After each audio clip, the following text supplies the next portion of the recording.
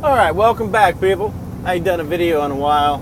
Not because I haven't liked Fear the Walking Dead, I don't know, I just haven't felt inspired enough to talk about it. But I've enjoyed the back half of season 2. I think with Fear, in my opinion, it's just a matter of expectation. If you expect it to be as good as The Walking Dead, then you're going to be disappointed. But it's good in its own way. I mean, it's got a different feel to it. If you just accept it for what it is, which is a decent zombie show, then it's good. But I can nitpick it, and I'm going to. Pillar of Salt, all right? I think it was episode 12 of season 2. It was okay. I enjoyed the episode, but there was one thing in there in particular that I really didn't like, okay? I'm going to put myself in this villain, in the shoes of the cartel or the gangsters, where they took the bucket of fish, the ice chest of fish. And if I'm that villain, there's two ways I'm going to handle that. Either I'm going to immediately grab who I feel is the most important person in that group, and I'm going to put a fucking gun to their head, and I'm going to say, take me to your village, or your, wherever you are. Take me there. Or I'm going to put a bullet in this fucker's head.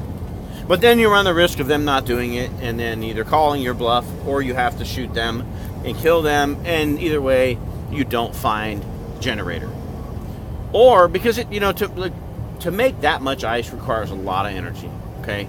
To make that much ice runs one of those hotel-sized generators. Or, not ice makers, excuse me. Or one of those big soda machine ice makers. It's making 150 pounds of ice at once, okay?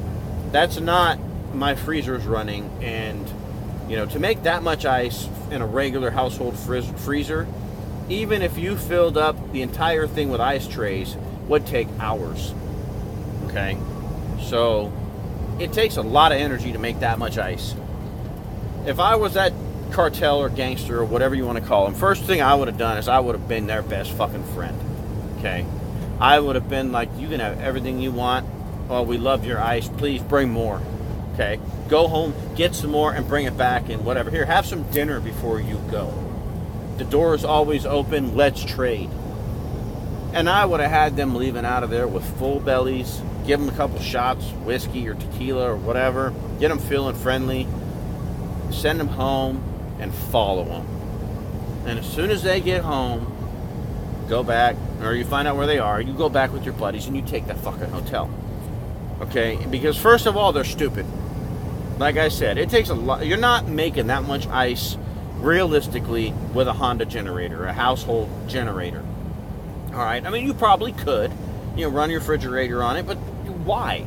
There's so many other ways to preserve your meat. Smoke it. That's the best way. Build a frickin' teepee on top of your roof out there and smoke that fucking thing.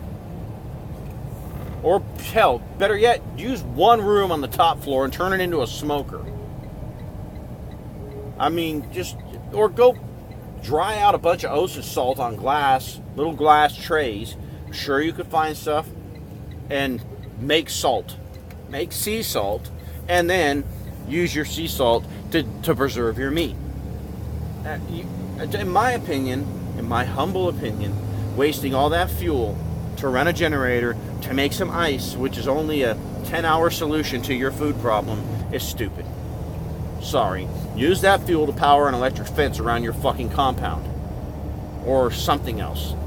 Make some fucking cattle prod type zappers. Something. But, it's a waste of energy to use it on ice. Alright, and second of all, okay, so there's my beef with the ice thing and the dumb ass gangsters. If they would have left it open, like maybe they are going to follow them, have a couple of the gangsters look sideways at one another as they leave. Okay, now you gave birth to the idea that they're following them. But it seems to me like they totally closed the door on it. And they shifted the focus of the story back to the gangsters going after Nick's group. The Colonial, I think, or the Colonia, or whatever it was called. Alright? Now, that's fine. They think they're safe, but the fact is, that family that got caught, that dude knew when he dumped the water on him and saw the blood on him. He knew what was going on. I don't know if he knew prior, but he figured it out now. This is how they keep the walkers away, by covering themselves in walker blood. So that's all they're going to do. They're going to go to that fence, that wall, since they found it now, and they saw Nick, and they're going to, cut a hole in the fence. They're going to let a walker or two out. They're going to cover themselves in the blood. They're going to walk through them walkers like nothing. Hell, they're probably, you know what I would do? Honestly, I would let them fuckers walkers in on the other side. I would let them fucking walkers in on the Colonia. Let these fuckers battle their own wall of walkers. Just cover myself, go in, and open the fucking gate to the inside, and just, there you go. I don't even have to kill these people. I'm just going to let these walkers do it. Okay, that's what, and either way, Nick is responsible for the downfall of that community. Way to go, bro. Now, back to Nick. Let's go to Nick. Don't even get me started on this fucking little ingrate. I hope he gets ripped apart in the finale of season 2. This little motherfucker, a couple episodes back, he's all, oh, thank you for giving a shit, or something, implying nobody gives a fuck about poor old Nick. Alright, let's go back to season 1. Poor old Nick, first episode, gets hit by a car. What happens? Travis stays with him all night long in the hospital because he gives a shit. His mom's worried sick about him because he gives a shit. She threatens the fucking cops because she gives a shit. His sister stays with him when he finally gets... Oh, no, let's go back. When he runs off after the hospital, he leaves. His sister, and he comes back withdrawing from heroin. His sister gives a shit. Okay? Travis gives a shit because he was out looking for his dumb ass. And then he steals the morphine drip, right? After the quarantine, the military or whatever it was come in, and they set up the quarantine zone, put up the fence. He steals the morphine drip. Well, what happens? He gets his vitals all elevated and suspicious, so they suspect he's a drug user or a doper or whatever you want to call him, so they take him away. His mom gives a shit, so she blows it. Her and Daniel let a fucking herd of walkers in on them because she gave a shit. Now, do you think Madison would have really been all in on that with Daniel to go back for his wife, who was probably dead or going to die anyway? No, she wouldn't have. If Nick hadn't been there, she would have been like, best of luck, Daniel, I'm out. Okay, so there's all the times people gave a shit about Nick in season 1. Now let's go on to season 2. Let's see. Madison gave a shit when Nick swam to shore to go get Strand's boyfriend's employer, hitman, or whatever he was. Luis, I think is what his name was. She gave a shit then. She gave a shit. Let's see. Oh, the chick who found him gave a shit. His little girlfriend. She gave a shit because she saved his life. Madison almost got killed in season 2 right now in the last episode because she gave a shit. And all this motherfucker's done is cause problems. Okay?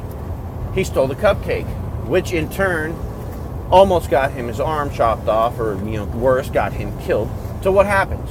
Now he has to promise them oxycodone so he doesn't die.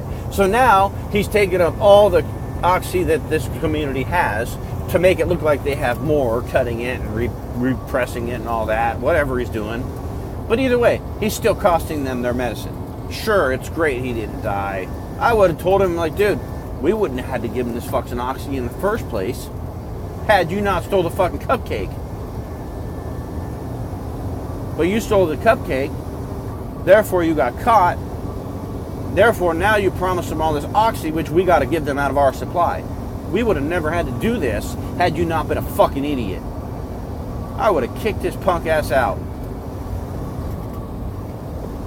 Yeah, I'm sorry. Nick, the only problem that on this show that wasn't caused by you was when Alicia gave away your location on the radio, on the boat, on the Abigail. Every other problem been basically caused by you. When Madison decided that the compound in season 2, right before the finale, was a bunch of brainwashed, crazy Looney Tunes, she gave a shit about you because she knew that chick, I forget her name, was influencing you towards this whole, they're not the enemies, they're dead, or are the good guys and we're the bad guys, or whatever kind of propaganda you were buying into. Your mom gave a shit. All anyone's ever done, Nick, is give a shit about you. I'm done, dude. If I were your dad, I would bitch slap your ass. You're on your own, dude. You're welcome to come back anytime you want to be less selfish and protect your goddamn family, you fucking ingrate. So that's where I am. I hope I'll be rooting and cheering for Nick to get ripped apart in the finale. Like it, share, and subscribe to the next video. Hasta la pasta.